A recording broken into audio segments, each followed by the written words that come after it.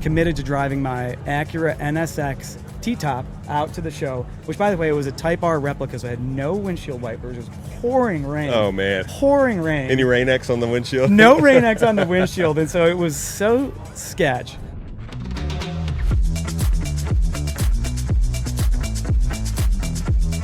All right, guys, welcome back to the Caffeine Octane Podcast. We shoot this every month live at Town Center at Cobb at Caffeine and Octane, America's largest monthly car gathering.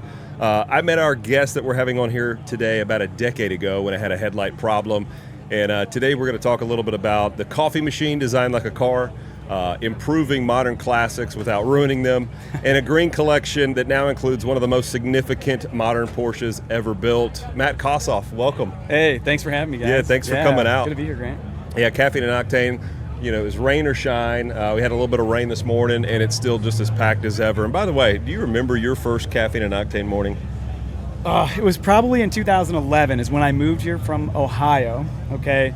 In Ohio, there's no car culture, by the way. And so I brought my company down here, and I learned about Caffeine and Octane. Like, oh, this is a cool car show on Sunday. I'm going to go check that out. Immediately mind blown. It was amazing. Yeah. I think I had a orange Lamborghini Gallardo that I brought down here. Coolest car in the world for me at that time. Yeah.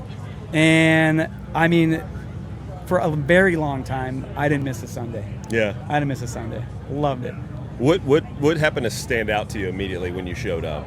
I mean, the variety of cars here, first and foremost. Yeah. I mean, I'm kind of like a very eclectic car guy, in my opinion anyways, and love walking around, just shooting the shit with all the people out here, talking about their cars, showing them mine.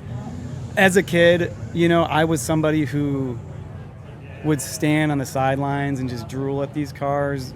Never imagined I could get in one. And so, like, when I grew up and I was fortunate enough to have cool cars, I was always opening the doors, like letting kids come in, hold on to the steering wheel, play around, and like the parents would be like, "Is it okay? It's okay." He's like, "On your seat." And I'm like, "Have at it. Enjoy." Yeah. Isn't that the best part of it, I just too? I think cars are something that's really, for me, just something that's meant to be shared. And so, like, that's what it's all about here. Yeah, that's awesome.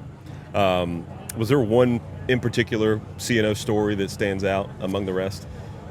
Hard to say, you know, but look, I've been with coming to Caffeine and Octane, Caffeine and Exotic since they were down in Buckhead, That's right. Sandy Springs. You know, I have followed this show all around town. And so, okay, the one that stands out, that's a great question. Again, probably about a decade ago at this point, but I came and we filmed an episode of the Caffeine and Octane TV show, and Brian Fuller. Yeah. And it was a whole big production, and we were committed. And I had committed to driving my Acura NSX T-Top out to the show, which, by the way, it was a Type R replica, so I had no windshield wipers. It was pouring rain. Oh, man. Pouring rain. Any Rain-X on the windshield? No Rain-X on the windshield, and so it was so sketch. But it was a great time. That's It turned awesome. out a great morning. Brian and I had a lot of fun filming the episode over the course of 2 days. And look, just searching the back of my brain, that's it. That's that was awesome. The one. That That's was a lot awesome. of fun. And we're going to talk a little bit now about why a car guy built a coffee machine. So, you know, I guess the first thing is, like, why coffee? Why coffee? Okay. So I've been a car guy ever since I was a little kid, okay?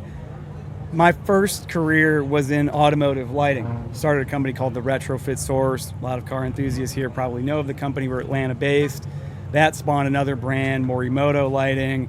And I worked in that space, in automotive lighting, in the aftermarket for almost 2 decades, just short of 20 years. Enjoyed it and loved every minute of it. You know, again, as a car guy, a product guy, had an amazing team of people around me, and all good things must come to an end. Okay, so great run there. Hoonigan owns the company now. I didn't agree with everything that they had going on with the company by the time I left, and so I left automotive to go pursue some other endeavors. Coffee is another passion of mine. Love making things. Again, like in automotive, I was the product director, so cut my teeth working with product team, working with designers, sourcing product. You know, became very familiar with developing product, prototyping, all that process. And so I was like, look, I'm out of automotive, but I'm going to keep my foot in the door developing something. It's got to be something that I wake up, I enjoy every morning, and I want to, think about. So another hobby of mine, coffee. That was it. Yeah. Well, it's perfect. Caffeine and octane. Caffeine, right? octane. I mean, they're just a natural pairing. What's missing from the average coffee machine that kind of led you to make this amazing product? Swagger. Yeah. You know, I mean, for so many people, coffee is enjoyment. You know, it's conversation. It's something that they wake up, they look forward to. And I think that for me, at least for me, it's kind of a tragedy that like people wake up and the first thing that they touch when they get up in the morning is this very just underwhelming, under-inspiring black plastic box on the countertop. That's so true. And so I wanted to provide something that made them smile. A great way to start their day, a little bit more, you know, tactile in terms of the user experience and like just make it a whole vibe. Yeah. So Milton Coffee is, you know, it's a platform for good-looking, high quality coffee machines that can be personalized because everybody likes their coffee differently. Yeah. Right? Everybody takes their coffee differently. And so why have the same coffee machine? Yeah. So everybody can personalize their machine. They're upscale, very high quality. The first of our product is the Line 1, okay, which is an espresso machine. And espresso is actually the biggest category. Pod-based coffee is the biggest category within coffee that was ripe for reinvention. I mean, those machines are so widely distributed and so underwhelming that it was the first place to start. Yeah. And then, like, for the average viewer or average listener to this podcast, give us like a visual reference of what these machines look like. We'll put a little B-roll in there, but like describe some of these machines. You could probably do it better than I can, but I mean, they're like true automotive pieces of art, but in coffee form, right? Yeah, so when I say personalizable, right, I mean, that's kind of an understatement. Yeah. Okay, so there's two main like design elements of the machine. There's three main design elements of the machine. Number one is the handle and the switch gear, which are all cast aluminum, CNC machine. It all has knurled texture on it, so it's very tactile, like it's very weighty, very heavy duty, and just substantial. The outer, what I call literally a fender, straight off a car part, can be totally paint matched to anything. So you can have the full Porsche PTS paint spectrum on these things. That's cool. Underneath that, we have LED accent lighting because, of course, it's got to have lights on it. That's right. Little throwback to the old job. And then we have all of these different hero panels, which are the accent materials, everything from hand-hammered metal, carbon fiber, scalloped real wood, woven leather, to automotive upholstery, an entire automotive upholstery catalog that you can upholster the side of your coffee machine. That's pretty with amazing. anything you want. So, again, customizable is an understatement. You can do whatever you want with them. Yeah. And it's really cool because you can go from, you know, something that's nice and elegant in your kitchen to total car guy spec for the man cave. Yeah. So if I want, let's say I've got a Laguna Seca Blue E46 M3. If Yeah. I want a Laguna Seca Blue Line 1 with like some matte carbon on the side, you can do that. Done. All right. Easy. So there you go. Call me up. Rosso Corsa, little Kuya leather on the side, done, right? Done. That's Easy. amazing. In fact, we just got one to Ferrari of Philadelphia. They're using one There we go. in their showroom now. That's amazing. So getting into dealerships, hospitality, I'm sure. Yep. There's a lot of applications, again, that are just using these basic, old school black Nespresso machines and just they're ready for something different. Now, big point here, coffee just can't be the accessory. So tell us about where you source your coffees, why they're different than anything else that's on the market right now. Yeah, so the nice machine is one part of the business, but of course what you put in it also matters a lot. Yep. So Milton Coffee, we do not make our own coffee. We've gone out and we've partnered with 30 different specialty coffee roasters from all around the world, Spain, the UK, Australia, Asia, Canada, World Barista Championship winning producers in Florida, all who make incredible coffee, put it in pods, so it's very easy to brew, very easy access, and then we are their exclusive distributor here right in Milton, Georgia. So you get the machine, and then we have an incredible catalog of coffee that you can pair with it so that you can have exceptional coffee, push the button, easy. Awesome. Yeah, it's really cool. We'll be right back, but before we do, I want to take a second to talk about the official Caffeine and Octane merch. Look, this community is something special, and now you can wear it. We're talking hoodies, tees, hats, quality stuff that actually looks good, whether you're out at the show on a Sunday morning or just living your life. Head over to caffeineandoctane.com, check out the full lineup, and rep the brand. We'll be right back. And talk to us a little bit about founders parts. What's generally wrong that you see with original lighting on some of these cars, whether it be a 993, F355? Yeah. So Founders Parts is another brand in automotive lighting that I started after the Morimoto era was over, okay? And so for me, always been a classic Porsche guy, classic Ferrari enthusiast, and for big brands in automotive lighting, they don't rationalize making parts for classic sports cars because the volume is not quite there, right? I mean, You're not going to sell as many Ferrari headlights or Porsche taillights as you're ever going to sell Ford F-150 headlights, right? Yeah. Or Toyota 4Runner taillights. But I, as an enthusiast, knew that this niche of enthusiasts was underserved because these classic cars, the headlights and the taillights are falling apart. They're hazing, they're fading, they're literally cracking, and the OEM parts out of production. You cannot buy them. Your only option was maybe, if you're lucky, go find a used, decent condition Ferrari headlight on eBay, and you're gonna pay $4,000 or $5,000 for one headlight. So, look, for me, making headlights and taillights is kind of like what I learned to do in my sleep. I had all the resources, the know-how, and the expertise to do it, and I fired up a product line of taillights and headlights for classic Porsches and Ferraris. It's been great. That's awesome. It's been a fun business. And for me, being in the aftermarket, it really started as a hobby,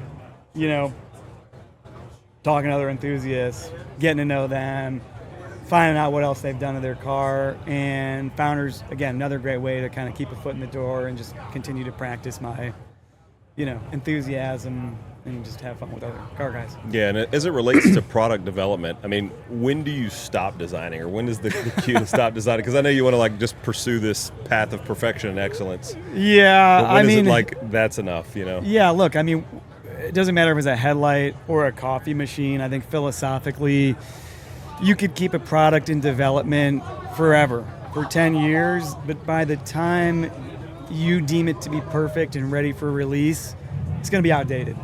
So I like to go with the 80-20 rule on that. And it's not to say that any of these products are half-baked, but 80% is perfect. You get it out there and then really take customer feedback seriously, continuous improvement seriously, and just listen to what people who are using it and buying it have to say when they have it in their kitchen at home. Yeah. They have it on their car. What could be a little bit better? And take care of them if you come out with a Gen 2, and just really, I think, put that into practice. Yeah. So 80%, it's done because you can keep it there for 10 years. You'll never find everything that somebody else from their point of view is going to tell you about your own product. Yeah, and I guess from an entrepreneurial perspective, after retirement, several ventures, when do you slow down, or why not slow down? Look, for me, making things is a hobby. That's just what I do. That's in my DNA. And so when I left TRS and Morimoto, there was a whole Matt's retiring. Congrats. What are you going to do? Are you going to go drive around, just stay at home dad, play golf? And nobody knew. And I think it was weeks later that I'm like, well, I'm doing this, and this. Retirement was bored, but here I am. And then after 20 years of building products, what did that teach you? What are you doing differently now that you were doing before? Well, I see things a little bit differently before because naturally, look, when I started my other company, I was a scrappy little car guy. I put every dollar I had back into the business. And I think that there's some things that are different, but there's some things that are still very much the same, right?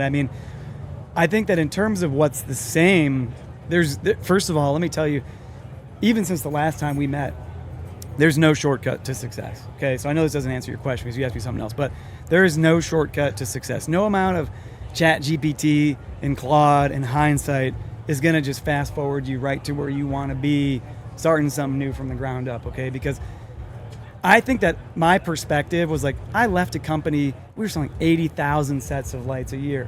We were king of the hill. I had 70 people. We were well known in the industry. I could start up from scratch and be right back there where I, left off in no time. But it's not like that. You have to put a lot of time and effort and hustle, and you're not going to know every answer to everything. You're going to have to problem solve, make changes. You're going to waste some money.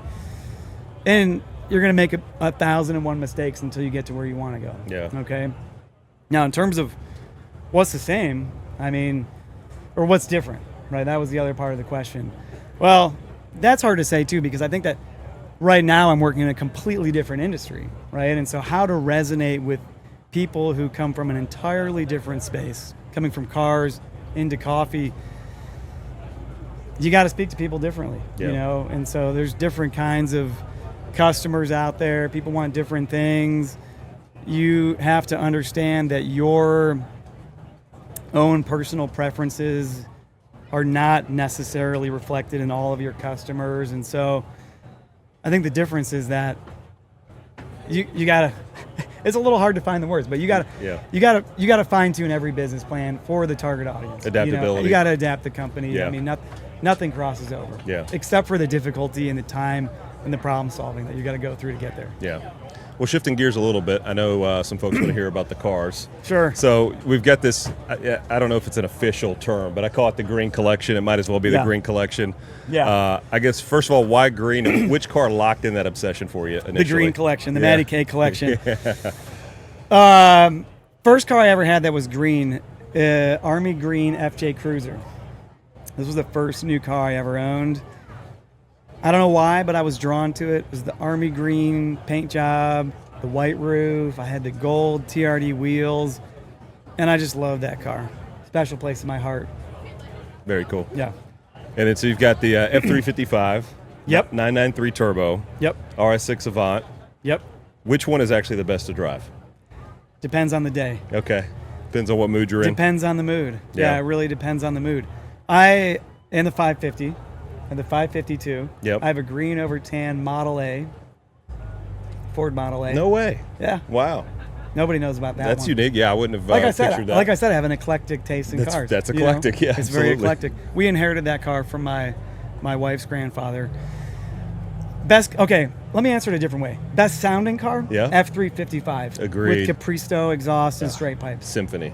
You can't beat that. You really can't. You can't beat It's that. pretty okay? tough. Best car to drive all arounder, I'm going to give it to the 993. Okay. Yeah. The 993, you can drive it comfortably. You can go knock your socks off and have some fun. It's a hoot to drive. And it's kind of practical. Yeah. You know, you put some stuff in the back seat, put in the trunk. What kind of power is that car making, by the way?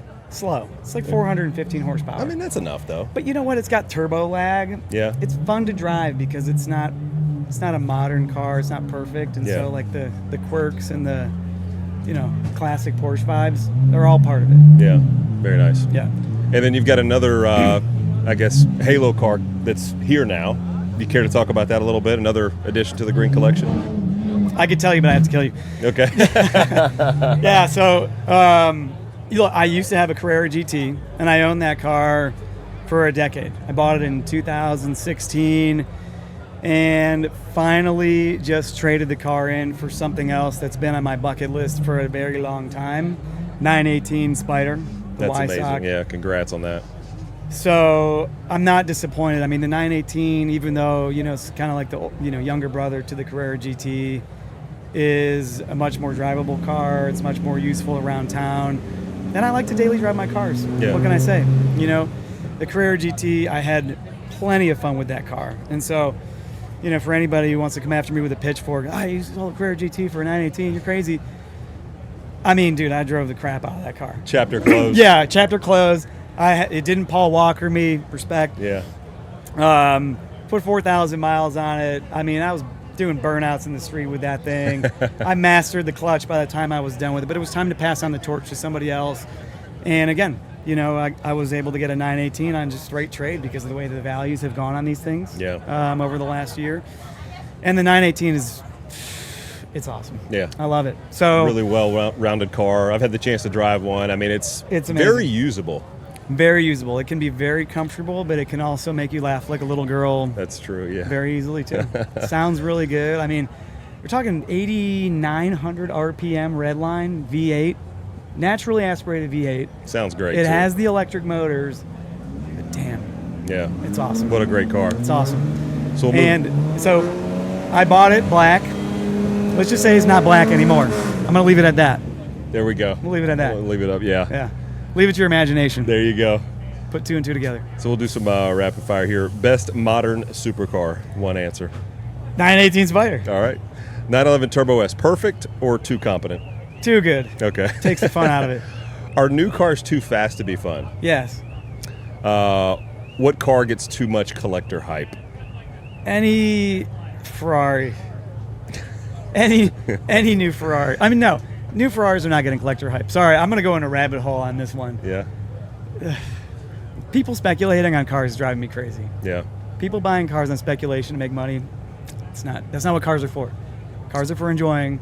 Buy them, enjoy them. Because you're raising the prices, you're making it hard for people who really want these cars. They want to own them and enjoy them and use them how they're meant to be. You're preventing them from getting them. That's a good perspective. So too much hype. Just enjoy cars for what they are. What car deserves far more respect, in your opinion? 355. I agree with that. Undervalued. Spec or mileage, what matters more? Neither, man. I mean, it's the kind of car. For me, mileage doesn't matter. I love cars with mileage because you feel less guilty about driving them. Yeah. Yeah. Is analog car nostalgia getting out of hand, you think? No. Analog or bust. I love it. And then I guess, what are you most excited to build next? Is it a car or another business? Look, I'm really jonesed about Milton Coffee Company, having a lot of fun, working with people, my old A team that came from the old co. We're having a blast building this thing. The line 1 is only the start. We have already a line 2, a line 3 in development, and Nice. a lot of other really cool stuff going on there. So we're just scratching the surface now. I'm really excited about that. And I got that fire in my belly again, man. That's I good. wake up on Sunday. I wake up at 5 a.m. on Wednesday morning, and I'm just like, let's go. You're ready to go. I'm jazzed. Yeah. I'm ready. What are you going to bring out to the next Caffeine and Octane? Maybe this other car that might be a specific color? Perhaps a not black 918. Matt, I love it, man. Yeah. Thanks for coming out, brother. Hey, a pleasure, man. Yeah, Good to appreciate sit it. down, man. Enjoy the show. The Caffeine and Octane Podcast is brought to you by Ride Lounge, with locations in Midtown Atlanta, Peachtree Corners, Milton, Marietta, and more locations coming soon. Ride Lounge is redefining the automotive club experience through premium vehicle storage, exclusive events, and an unmatched community for automotive enthusiasts.